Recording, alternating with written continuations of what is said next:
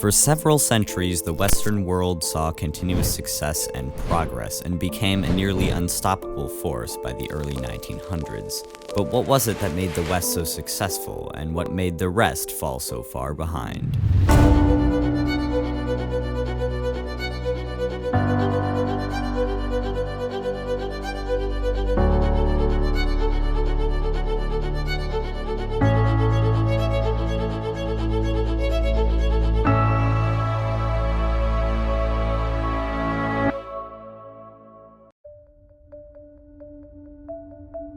Western domination can be attributed to many different factors. However, the success of the West traces back to their early adoption of rational thought and their strong, centralized governments, while the rest fell to the wayside because of their isolationist practices and rejection of other cultures.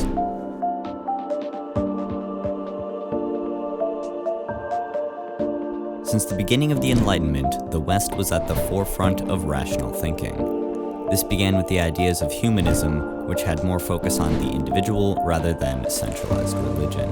This early head start allowed for fast progress during the scientific revolution, with the birth of the scientific method, which encouraged an understanding of cause and effect, rather than accepting that everything was simply caused by the divine. With their new understanding of the world, they invented many things to improve traveling by sea, which not only led to other technological progress, but since it made sailing easier, they were able to explore and conquer more lands, not to mention profit from cash crops and resources in foreign areas. This early scientific and technological success greatly contributed to the West being the first to industrialize later on.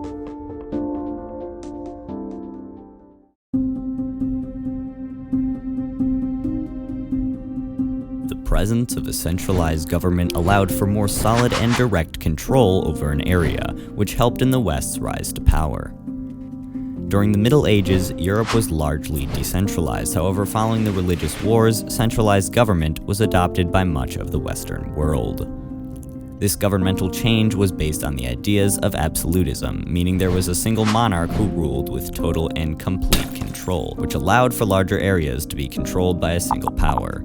This made it easy to utilize the resources and people in those areas in pursuit of a common goal. Another advantage to this was with more European states working together under a common government, technological and scientific advances could be made quicker with the combined resources of these different states.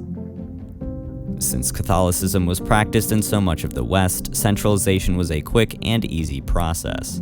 Having a faith that was so common and widespread allowed for strong and efficient rule from these centralized governments that would greatly contribute to the powerful nations and empires which would later emerge.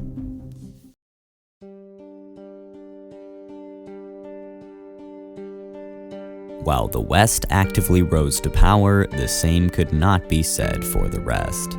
Much of the rest, especially Asia, practiced isolationism, meaning they had minimal contact or exchange with other cultures. Most of the time, empires did this to limit the flow of ideas that could potentially harm the empire, such as protests or revolts. However, this was a double-edged sword. With no ideas from other cultures coming in, isolationist empires quickly fell behind, especially when referring to technological advancements.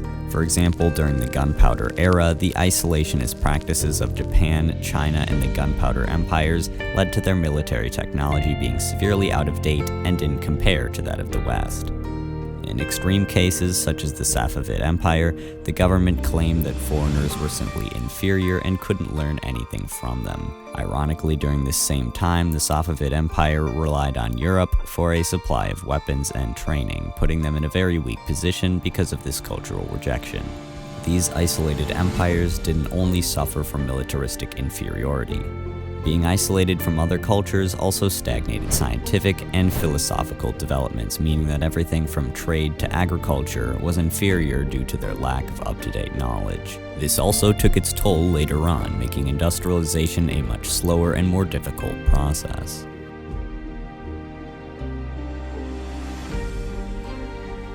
The West remained dominant for several centuries, easily surpassing the imperial competition. Their rise to power started with the formation of their strong, centralized governments and made stronger by their early adoption of rational thought, bringing scientific discoveries and technological innovations. The rest remain stagnant because of their isolationism, leading to the rejection of other cultures' advantages. Despite no longer being the most powerful force in the modern world, early Western domination continues to play an important role in present-day politics and probably forever will.